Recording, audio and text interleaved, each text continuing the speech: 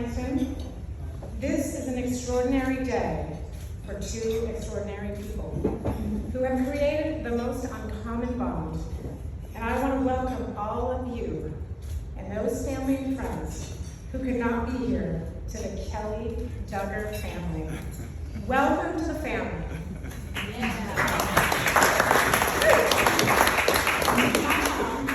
Colleen Kelly grew up outside of Pittsburgh, Pennsylvania, in a town called Monroeville, fifth child of 7 to William and Elizabeth Kelly, who are here in spirit today.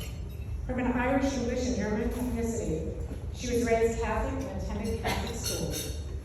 Bill was a World War II machinist on a Navy destroyer, and instead of becoming a chicken farmer, in 1952, he turned their chicken coop into Hamel, a precision manufacturing company that is still a thriving ESOP company today.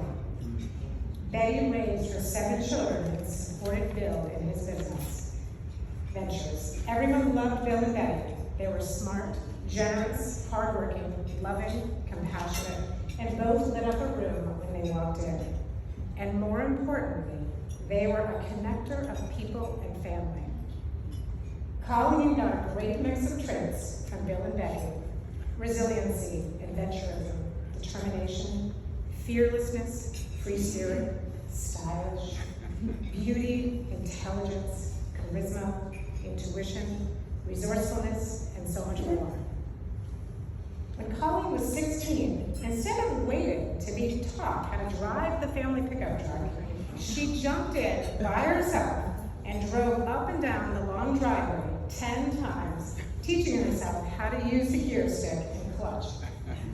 And in 1969, she led the walkout of the high school protesting not to be allowed to wear miniskirts. Which prompted her father to join the local school board promoting free speech. Hear, hear. And did you know that at her recent milestone birthday, she skydived out of an airplane? Would any of you willingly do that? I think so. She was a single mom, raising me with no father and child support, with the help of extended family and friends, many of them who are here today. She worked multiple jobs to keep us safe, clothed and fed, and educated, including providing me with a prestigious private boarding school and college education. She became her own success. My mother loves to travel and experience new languages and cultures. And with that, my childhood included being born in South America and living in Tenerife, Spain. She introduced me to a life of wonder and inquisitiveness, and a love of the Latin and Spanish cultures. Colleen is a Mimi to my 3 children, Emmy, Oscar, and Jack. She excels at real estate and interior design. Colleen is a rebel, free-spirited with grit, who believes in standing up against the injustices of the world, and is always seeking to bring out the best in everyone, and for others to elevate themselves. The profundity of this can be found in Colleen introducing myself and Ed to Nichiren Buddhism that has transformed my life and Ed Duggar's life. Are you all still with me? Okay, great. Because I am giving you the backdrop of the couple's life story and soon to be a best-selling book. The moment I met Ed about 12 years ago, it struck me what a constant match he made with my mother, and an instant member of the family. Ed is the descendant of free people of color and Virginian plantation slaves who migrated north during Reconstruction, with their final settlement in Boston. From Western Africa with a mix of European heritage. He was raised in David Island, the middle child and only son to Edward and Bertha Duggar, between 2 sisters, Countess and Lisa. Ed's mom, Bertha, was an educator and principal in a segregated all-black school, and one of her students is with us tonight, which is amazing.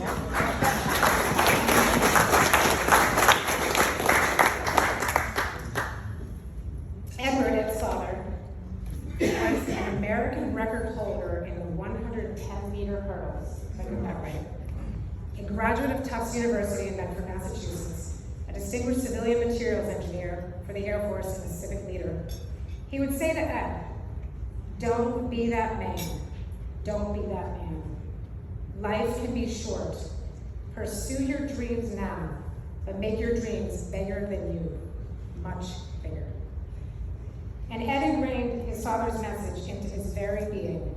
He was top of his class and a superb athlete who had a full scholarship to Ohio State to play football, until one day he was called into the principal's office. Oh boy.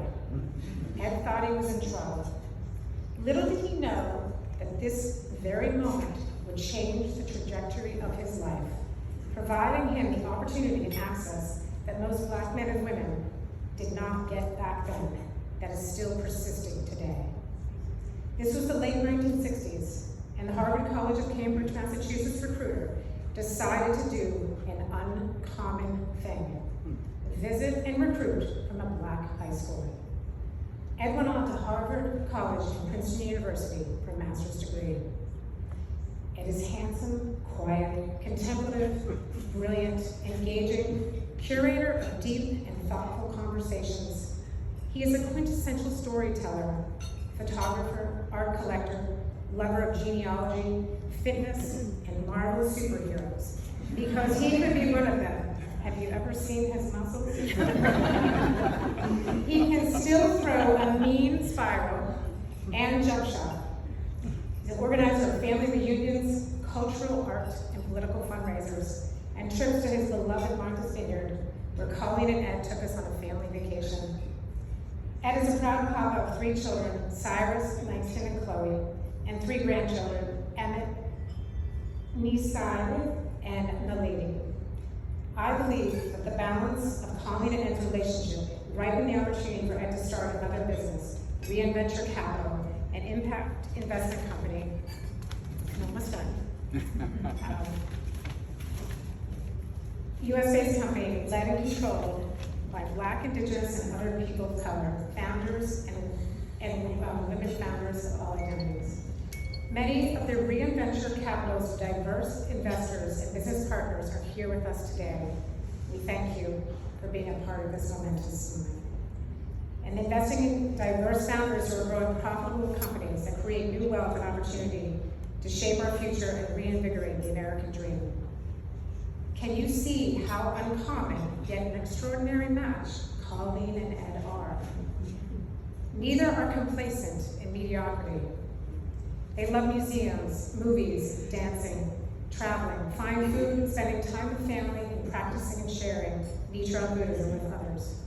Our Nichiren Buddhism mentor, Daisaku Ikeda, says, "True love should be transformative, a process that amplifies our capacity to cherish not just one person, but all people.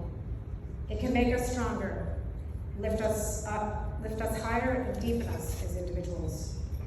Together they are a powerhouse and will continue to be as they balance, foster, and grow their deep care, compassion, support, love, and respect for one another.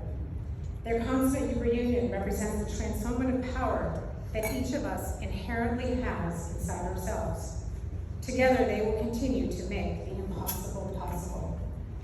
Please take a moment and look around at one another. Seriously, take a look. Colleen and Ed brought us all together. Let the union of their marriage and their love leave us more open and curious about the world and one another. Engage in more dialogue with one another, because as Colleen and Ed are showing us, a great human revolution in just a single individual will help achieve a change in the destiny of a nation, and further will enable a change in the destiny of all humankind. Daisaku Ikeda. Everyone, please rise. I know you need it after this long toast. Okay.